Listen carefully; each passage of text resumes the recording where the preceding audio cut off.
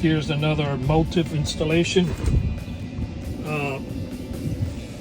This window is, you know, it's not straight. You got one partition one way and one partition the other way, but we put it in this window.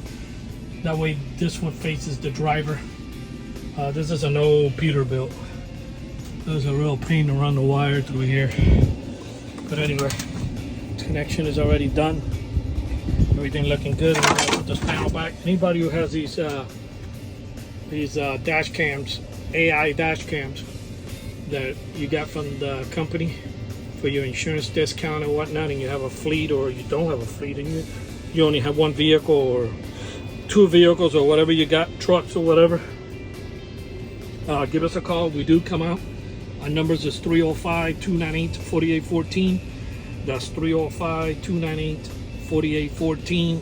And we do have free mobile service, so we come out and you don't have to, like for instance, this company here has got about 50 of these trucks that we got to do, and they don't want to take it to a shop and wait around or nothing like that. We got to come to the yard and knock them out as they come in after they do their shift. So anyway, this type of camera, the motive designed by USA, assembled in Thailand. Give us a call when we come out. Okay, this is what it looks like already installed.